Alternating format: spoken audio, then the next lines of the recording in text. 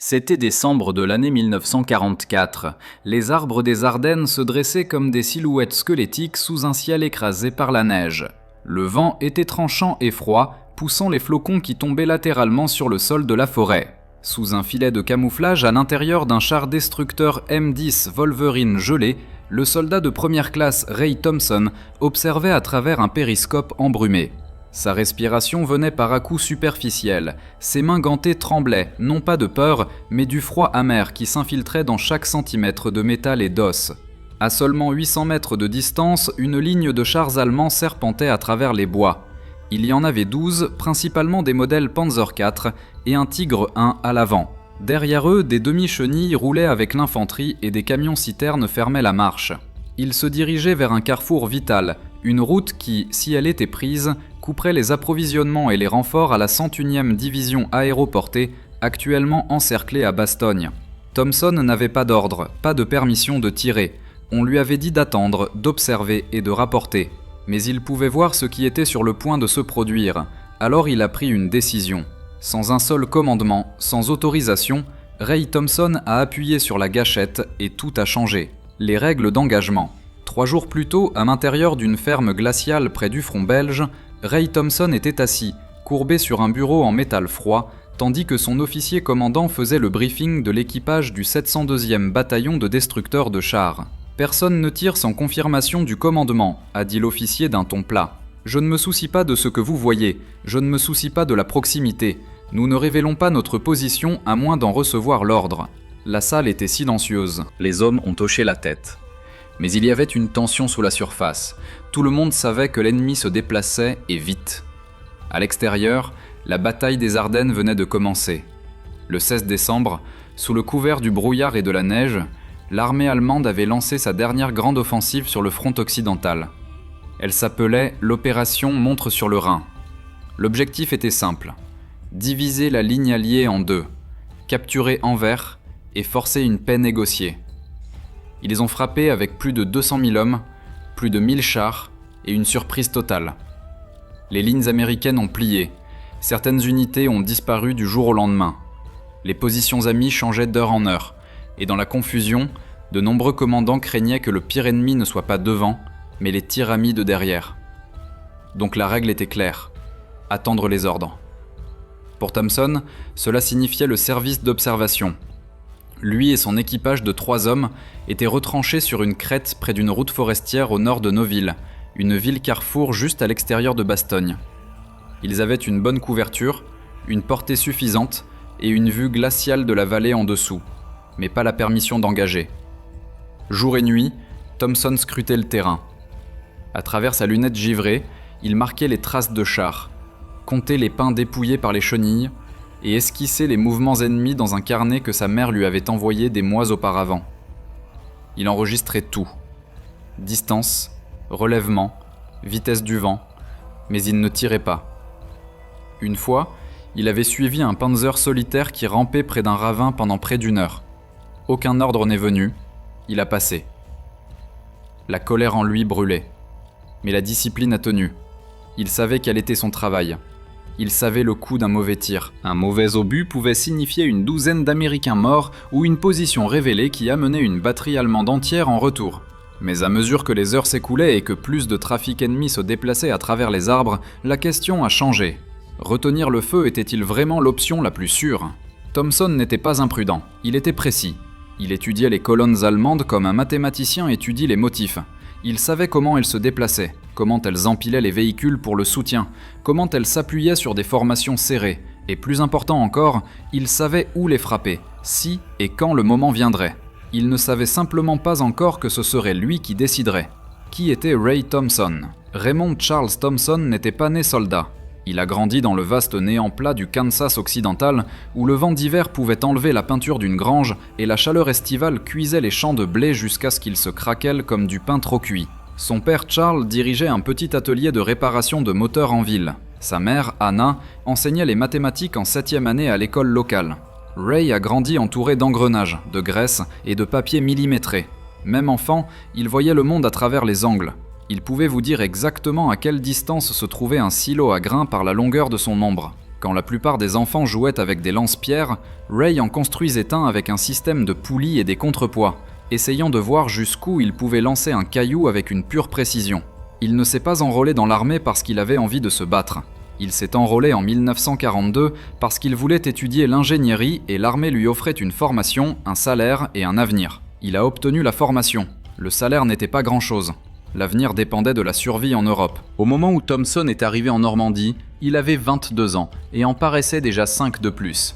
Sa première expérience de combat s'est déroulée dans les haies où l'ennemi pouvait être à 3 mètres et vous ne le sauriez pas jusqu'à ce qu'il tire. Il a regardé un ami, Jimmy Delgado, brûler vif quand un obus de Panzer a frappé leur demi-chenille dans un fossé au bord de la route. Un autre, Frank Murray, a été vaporisé par une mine à l'extérieur de Saint-Lô. Thompson a cessé de croire à la chance après cela, ou aux ordres, ou aux distances sûres. Il a commencé à croire aux motifs, aux routines. Il a étudié comment les chars se déplaçaient, où ils s'arrêtaient, combien de temps il fallait pour qu'une tourelle tourne. Il a commencé à porter un petit carnet en spirale dans sa veste. Chaque véhicule allemand qu'il rencontrait, il l'esquissait, notait les vulnérabilités, les points faibles. Il ne parlait pas beaucoup. D'autres soldats l'appelaient l'horloge silencieuse, parce que quand il parlait, c'était court, direct et généralement chronométré à la seconde près. Mais en matière de tir, il était mortel. Pas spectaculaire, pas rapide, juste précis, prévisible de la meilleure façon possible. Du point de vue de l'armée, c'était un bon tireur, discipliné, intelligent, calme sous le feu. Ce qu'il ne réalisait pas, ce que même ses coéquipiers les plus proches ne voyaient pas complètement, c'est que Ray Thompson était aussi un penseur, un tacticien. Pas seulement quelqu'un qui appuie sur la gâchette, mais un homme qui pouvait voir un champ de bataille comme un échiquier. Et dans 3 jours, cet homme tranquille, avec le cerveau obsédé par les angles, réécrirait les règles d'engagement en une seule rafale de puissance de feu. Parce que parfois, la guerre ne récompense pas ceux qui suivent les instructions. Elle récompense ceux qui comprennent quand les enfreindre. Ce à quoi il était confronté. Le matin du 19 décembre 1944, le brouillard s'étendait épais et bas sur les Ardennes. Il s'accrochait aux branches comme de la fumée. La visibilité était limitée. Le son était déformé. Mais à travers son périscope, Ray Thompson les a vus. D'abord, la silhouette d'un char Tigre 1. La bête incontournable avec son long canon et ses épaules carrées qui grondaient. Puis une autre. Et une autre. La colonne allemande se déplaçait sur la route forestière comme un serpent d'acier. 12 véhicules, peut-être plus. C'était une colonne d'assaut blindée selon les règles. Propre, serrée, disciplinée. À l'avant, le Tigre menait comme un bélier, capable de percer presque n'importe quoi. Les Américains l'avaient. Derrière venaient 3 chars Panzer IV, chacun rapide, efficace, mortel. Puis vinrent 2 half-track remplis d'infanterie. Derrière eux, des véhicules de soutien, des camions de munitions, des citernes de carburant, des cuisines de campagne. Et même à la queue de la colonne se trouvait un canon automoteur anti-aérien, signe qu'il s'attendait à un contact et était préparé à tout. Tout sauf à un canonnier américain non autorisé avec un Wolverine. La route sur laquelle il se trouvait était étroite, à peine plus large que la colonne elle-même. Des berges forestières escarpées de chaque côté, des arbres épais les enfermant. Aucune place pour manœuvrer, aucune place pour se disperser. Pour Thompson, ce n'était pas juste une route, c'était un piège. Mais voilà le hic. Ray n'avait pas d'ordre. Personne d'autre ne pouvait voir ce qu'il voyait. Le contact radio avec le quartier général avancé de son bataillon était faible, brouillé ou inexistant. Le seul moyen de joindre le commandement était de se repositionner et de risquer l'exposition. Selon le protocole, il était censé observer l'ennemi, signaler sa direction, laisser le soutien aérien ou l'artillerie prendre la tête. Mais Thompson ne regardait pas une colonne en transit, il regardait une lame pointée directement à la gorge de la ligne américaine. Cette route, celle sur laquelle il rampait, menait directement au carrefour de Noval. S'il prenait Noval, il flanquerait les défenseurs de Bastogne par le nord. La 101e division aéroportée, déjà encerclée, perdrait sa dernière grande ligne d'approvisionnement. Le résultat serait une catastrophe. Des dizaines de milliers d'Américains coupés du reste dans le froid. Et pourtant, les chars continuaient d'avancer, calmes, confiants, protégés par la conviction que les forces américaines étaient désorganisées, effrayées et trop dispersées pour réagir. Ils avaient à moitié raison. Ray Thompson avait peur, il avait froid, il était isolé. Mais il n'était pas désorganisé. Il était en train de calculer. Il savait que s'il tirait trop tôt, il se disperserait. S'il avait frappé la mauvaise cible, les autres auraient pu s'échapper ou riposter avec une force écrasante. Mais s'il tirait avec précision, juste les bons véhicules dans le bon ordre, il pouvait faire quelque chose que la plupart des officiers auraient dit impossible. Il pouvait démonter une colonne blindée entière, pièce par pièce.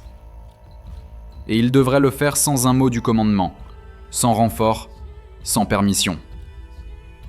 Il se lécha les lèvres, tendit la main vers le cadran d'élévation, jeta un dernier coup d'œil à la formation et attendit le moment pour lequel aucun manuel ne l'avait préparé. Le schéma non autorisé commence. Ray Thompson n'avait jamais tiré sans ordre. Pas une seule fois. Pas à l'entraînement, pas en France, pas même quand son instinct lui disait d'appuyer sur la gâchette des jours plus tôt, alors qu'un Panzer solitaire traversait sa lunette.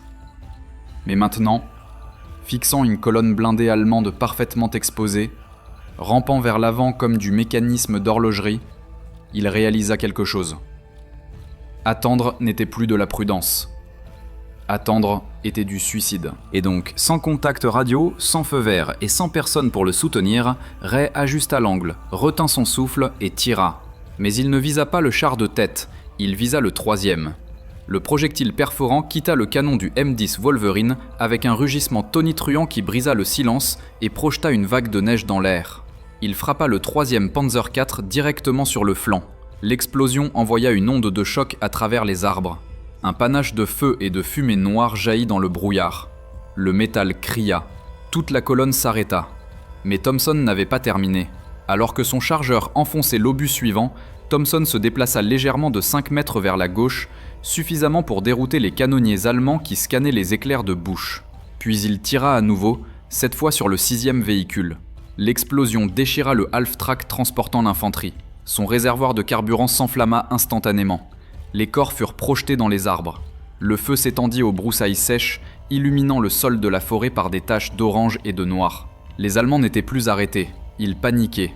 Le Tiger à l'avant essaya de faire marche arrière, mais la colonne était trop serrée. L'équipage à l'intérieur du Tiger cria et fit des gestes furieux, essayant de dégager un passage. Mais derrière eux, le reste de la formation était maintenant bloqué, aveuglé, brûlant, enfermé. Thompson rechargeait à nouveau. Son équipage, maintenant complètement alerte et réalisant ce qui se passait, ne le questionna pas. Ils suivirent son exemple. Il tira sur le 8e véhicule, un camion-citerne. Le résultat fut instantané et biblique. L'explosion secoua la colline, les flammes jaillissant vers le ciel comme une éruption volcanique. La force projeta 2 fantassins à proximité au sol. La boule de feu rétroéclairait les silhouettes des chars comme des ombres fantomatiques. De loin, cela ressemblait à une embuscade d'artillerie complète. En réalité, c'était un homme, un canon et un pressentiment. Mais l'ordre de ces tirs n'était pas aléatoire. Thompson avait passé des mois à étudier la doctrine allemande. Il connaissait leur dépendance aux formations serrées, connaissait la logique derrière leur placement, le carburant et le soutien à l'arrière, l'armure à l'avant, l'infanterie au milieu. En éliminant le 3e véhicule, il créa un bloc physique. En frappant le 6e, il bloqua le milieu. Le 8e carburant paralysa leur retraite et déclencha le chaos. C'était un schéma de tir en réaction en chaîne, une perturbation chirurgicale de la structure tactique allemande. Chaque tir était un scalpel, pas un marteau. Les Allemands, maintenant confus et coupés, commencèrent à tirer sauvagement dans les arbres.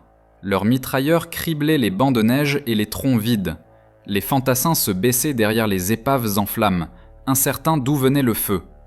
Pour eux, cela ressemblait à un piège, une embuscade orchestrée par toute une batterie de destroyers de chars américains. Mais il n'y avait pas d'embuscade, il n'y avait pas de batterie. Juste Ray Thompson et un équipage qui avait cessé de poser des questions. Alors que l'ennemi se débattait, Thompson se déplaça à nouveau, utilisant le terrain forestier comme un tireur d'élite. Il savait comment utiliser les angles, savait jusqu'où son canon pouvait porter sans révéler trop de choses.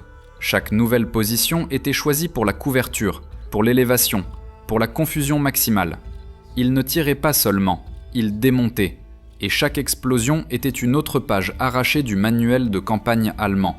Destruction dans les bois. Les Ardennes s'étaient tues quelques instants avant le premier obus. Maintenant, cela criait. Les arbres se fissuraient et tombaient sous les ondes de choc. La neige, le feu et les éclats remplissaient l'air comme des confettis d'une célébration infernale. Le troisième tir de Thompson avait déclenché un camion-citerne. Le quatrième frappa un half-track qui avait essayé de faire marche arrière. Ses roues tournaient déjà dans la boue glacée quand l'obus le frappa, envoyant le châssis vers le ciel dans un arc tordu d'acier. Le Tiger allemand à l'avant était coincé. L'équipage essaya désespérément de faire marche arrière, mais ils étaient piégés entre les épaves en flammes et les véhicules derrière qui ne pouvaient pas bouger sans se percuter. Leur formation serrée et disciplinée, si efficace en terrain ouvert, était devenue un cercueil d'acier sur la route forestière. Du point de vue de Thompson, tout se déplaçait au ralenti. Il vit des soldats crier, les bras agités, la confusion se transformait en panique. L'infanterie allemande commença à se disperser dans les bois, abandonnant les véhicules. Certains se mirent à couvert derrière les arbres, d'autres sprintaient dans la neige, trébuchant et glissant sur les racines gelées. Un officier grimpa sur le dessus d'un char pour avoir une meilleure vue et fut abattu par une rafale de la mitrailleuse coaxiale 50 calibre de Thompson. L'équipage à l'intérieur du M10 transpirait maintenant, non pas de peur, mais d'un pur effort physique. Les mains du chargeur étaient couvertes d'ampoules. La voix de l'assistant canonnier était enrouée d'avoir crié les coordonnées. Le char sentait la graisse, le métal chaud et la cordite. Mais Ray Thompson était de glace, concentré. Chaque tir qu'il faisait provenait du calcul. Pas de l'adrénaline, pas de la rage, juste des mathématiques pures et pratiquées. Il se repositionnait après chaque 2 obus. Pas loin, 10 mètres ici, 20 là. Mais suffisant pour faire douter les canonniers allemands de leur visée. La fumée aidait, le brouillard aidait, le terrain aidait. Mais le vrai avantage, il pensait qu'il y en avait plus de lui. Les Allemands croyaient qu'ils avaient trébuché sur une embuscade multi-unité. Certains supposaient 4 chars, d'autres en disaient 8. Il y avait même des rapports de batteries d'artillerie américaines dans les collines, bien qu'aucune batterie de ce type n'existait dans ce secteur. La vérité, c'était un destroyer de chars M10 avec un équipage de 3 hommes et un canonnier qui était censé suivre les ordres. À la marque de 30 minutes, la route était encombrée d'acier brûlant. Au moins 5 véhicules étaient détruits, 3 autres étaient immobilisés. Les survivants des équipages de carburant et de soutien à l'arrière avaient déjà fait demi-tour et couru vers le bas du sentier forestier. Le Tiger réussit finalement à faire pivoter sa tourelle, se tournant vers la crête d'où Thompson avait tiré en dernier. Thompson ne cligna pas. Il attendit. Il savait que l'armure du Tiger était la plus épaisse à l'avant, mais la plus faible sur les côtés. Et si vous connaissiez le moment exact où il se tournait, quand la coque exposait juste une fente de son flanc lors du repositionnement, c'était votre fenêtre. Le 5e obus quitta le canon et frappa juste. Un éclair brillant et chaud déchira le côté du Tiger. Pendant 1 seconde, il tint bon. Quand les munitions internes ont explosé, la tourelle entière a été propulsée vers le haut dans un panache de feu, atterrissant à plusieurs mètres de distance. L'explosion était si violente qu'elle a déséquilibré le canon anti-aérien allemand situé à l'arrière. Ses servants, abasourdis, ont lâché leurs armes et se sont enfuis dans les bois. La fumée s'échappait maintenant de la forêt comme des nuages bas. L'épave rougeoyait sous la lumière grise du matin, et la route qui avait autrefois été un pipeline de puissance blindée était maintenant un goulot d'étranglement brûlant de destruction. L'un des membres d'équipage de Thompson le regarda et dit « Allons-nous quand même être traduits en cour martiale pour cela ?» Thompson ne répondit pas. Il chargea simplement un autre obus. Le travail n'était pas terminé. Les Allemands voyaient une batterie fantôme. Des heures plus tard, lors d'un interrogatoire dans une tente de détention américaine improvisée, un lieutenant allemand capturé, le visage couvert de cendres, le manteau à moitié brûlé, les yeux vitreux de choc, avait du mal à trouver les mots. Il parlait par à-coups, bégayait, faisait des pauses. « Il y avait beaucoup de canons », dit-il en anglais approximatif. « Peut-être 6, peut-être plus. Nous avons été attaqués par une batterie complète. » Les officiers du renseignement américain échangèrent des regards. Il n'y avait pas eu de batterie. Il n'y avait même pas eu une unité complète. Il n'y avait qu'un seul M10 Wolverine et un canonnier, à qui on n'avait officiellement jamais donné la permission de tirer. D'autres prisonniers allemands le décrivaient différemment. Certains ont dit que c'était une embuscade tendue par des parachutistes munis d'armes anti-chars. D'autres ont affirmé que les Américains avaient posé des mines et des pièges explosifs, preuve de sabotage, non de tir. Un homme, à peine 20 ans, a juré qu'il avait vu des éclairs de canon provenant de 3 angles différents. Mais le motif d'éclair provenait d'une seule source, Thompson, qui s'était déplacé après chaque tir. Dans leur confusion, les Allemands avaient commencé à inventer des ennemis qui n'existaient pas. La peur comblait les lacunes. Même des commandants de chars expérimentés ont signalé avoir vu des silhouettes de blindés américains plus profondément dans les arbres. Dans le chaos des épaves en flammes, de la fumée et des chaînes de commandement qui se désintégraient, ils imaginaient ce qu'ils ne pouvaient pas identifier. Ce n'était pas de la lâcheté, c'était de la psychologie. Ils ne pouvaient simplement pas croire qu'un seul homme avait fait cela. Pour eux, il était impossible qu'un seul chasseur de chars ait frappé avec un tel timing, une telle précision et un tel effet dévastateur. Et d'une certaine manière, ils avaient raison. Ce n'avait pas été de la force brute, ça avait été une perturbation chirurgicale. La décision de Thompson de tirer sur des cibles spécifiques, les 3e, 6e et 8e véhicules, suivait une logique pour laquelle aucune unité allemande n'avait été préparée. La doctrine allemande enseignait que les forces américaines étaient lentes à réagir, trop dépendantes des ordres d'en haut. L'hypothèse était que les Américains n'étaient efficaces que par le nombre, pas par l'improvisation. Mais Thompson avait violé cette attente. Il avait pensé comme un commandant allemand, puis avait frappé comme un fantôme. Un prisonnier l'a décrit comme si les arbres avaient ouvert le feu. Un autre a prétendu avoir entendu des sifflements, qui auraient pu être un souvenir différé des obus, ou simplement le vent dans les arbres déformé par la peur.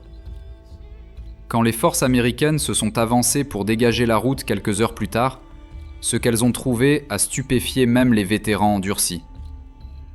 L'épave ressemblait aux conséquences d'une frappe aérienne coordonnée.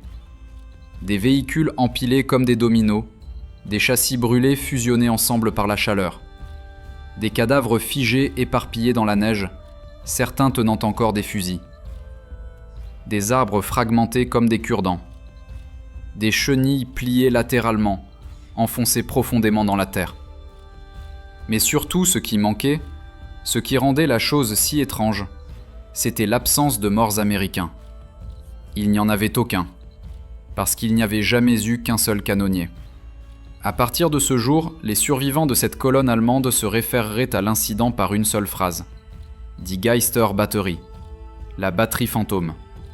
Désobéissance ou génie. Pendant 48 heures, Ray Thompson s'attendait à être arrêté, après que les tirs aient cessé, après que la fumée se soit dissipée et que les Allemands aient fui ou brûlé. Il était assis à l'intérieur du M10, immobile. Son chargeur lui offrit une gorgée d'une gourde. Il ne répondit pas. L'adrénaline s'était écoulée. Maintenant venait la crainte. Ils avaient désobéi aux ordres directs. Ils avaient tiré sans permission. Et quel que soit le nombre de chars en flammes, l'armée avait des règles. Au quartier général du bataillon, Thompson a déposé son rapport. Son officier commandant, un capitaine de Pittsburgh nommé Langston, l'a lu sans dire un mot. Il a feuilleté les pages. Les croquis de Thompson, les estimations de portée, le diagramme de la séquence de tir. Son visage, un mélange de colère et d'incrédulité. « Tu sais, dit finalement Langston, si cela avait mal tourné, si même l'un de ceux-ci avait été un tir ami. » Thompson hocha la tête. Il ne fit pas d'excuses. « J'ai vu ce que j'ai vu, dit-il simplement. » Langston ne fixa du regard puis expira. « Personne n'a autorisé cela, Thompson. Tu comprends cela ? Je comprends. » Langston ne le réprimanda pas. Pas encore. Au lieu de cela, il dit « Va te reposer, je dois envoyer cela en haut ». En haut signifiait le commandement de la division, ce qui signifiait un examen minutieux, ce qui signifiait souvent une punition. Surtout pour les hommes de troupe qui agissaient en dehors du protocole. Thompson retourna à son équipage. Ils étaient silencieux aussi. Pas de félicitations, pas de célébrations. Ils attendaient tous que le coup tombe. Mais il ne tomba pas. Pas immédiatement, parce que quelque chose d'autre se produisit d'abord. Les éclaireurs de la 101e Airborne arrivèrent. Ils traversèrent nos villes 2 jours plus tard, le visage creusé, les yeux cernés par les nuits blanches et l'exposition aux tranchées. Ils s'attendaient à trouver cette route forestière rampante de blindés. Au lieu de cela, ils trouvèrent des épaves allemandes tordues. Ils demandèrent quelle unité avait fait cela. Langston dit que ce n'était pas une unité, c'était un seul canonnier. La nouvelle se propagea plus vite que les ordres. Aux tentes de messe, aux lignes d'approvisionnement, sur les radios du bataillon, les gens commencèrent à parler du gars du Kansas qui avait anéanti une colonne de Panzer tout seul. Certains exagérèrent l'histoire, dire que c'était 10 chars, dire qu'il l'avait fait avec 5 obus, dire qu'il avait utilisé des tirs en rebond comme un joueur de billard astucieux. Mais au milieu de la légende qui se formait, l'enquête officielle a commencé. L'intelligence de la division a examiné les notes de terrain de Thompson. Ils ont interrogé le chargeur, le canonnier assistant, et ont même essayé de contacter le commandement supérieur pour confirmer la situation radio de Thompson ce jour-là. Ils ne pouvaient pas prouver la désobéissance parce qu'il n'y avait pas de dossier clair des ordres reçus. Les lignes avaient été brouillées. L'équipage de Thompson avait essayé de signaler. Rien n'était revenu. Ce qu'ils pouvaient confirmer, cependant, c'était le nombre de victimes. 7 véhicules complètement détruits, 4 autres désactivés, 0 pertes américaines. Un objectif stratégique, la route nord de nos villes, tenue. Une unité aéroportée coupée et assiégée reconnectée aux lignes d'approvisionnement. Et une décision prise en silence, sans autorisation, avait gardé ce corridor ouvert. Langston a été appelé pour relayer la disposition finale. Il s'attendait à une réprimande. Ce qui vint à la place était quelque chose de plus inhabituel. Le commandant de la division dit « Ne mets pas cela dans le briefing officiel. Pas encore. Mais dis à ton canonnier. Nous observerons son travail. » Thompson n'a pas reçu de médaille. Pas à ce moment-là. Mais il n'a pas été traduit en cour martiale. En fait, il a été discrètement assigné à former d'autres canonniers sur la théorie des schémas de tir, comment désactiver les convois par séquence plutôt que par la force brute. Personne n'a dit le mot héros, personne n'a salué, mais on lui a demandé de diagrammer sa prise de décision et ces diagrammes ont été envoyés à Fort Sill, Oklahoma, à l'école d'artillerie de l'armée américaine. C'est à ce moment-là que cela l'a frappé. Il n'avait pas seulement pardonné ce qu'il avait fait, il l'étudiait. Langston s'approcha de lui un soir, quelques semaines plus tard, tandis que Thompson nettoyait la culasse d'un fusil sans recul. « Tu sais, dit Langston, j'étais prêt à te signaler pour insubordination. » Thompson leva les yeux, Langston haussa les épaules. « Mais ensuite j'ai lu cette ligne dans ton carnet, celle sur l'effondrement contrôlé. Qu'as-tu voulu dire par là ?» Thompson s'essuya les mains. « Quand tu retires une pierre d'un mur, dit-il, le reste tombe si tu sais où tirer. » Langston sourit. « Eh bien, la prochaine fois que tu décides de démolir un mur, donne-moi juste un petit avertissement. » Thompson ne sourit pas en retour, il hocha simplement la tête.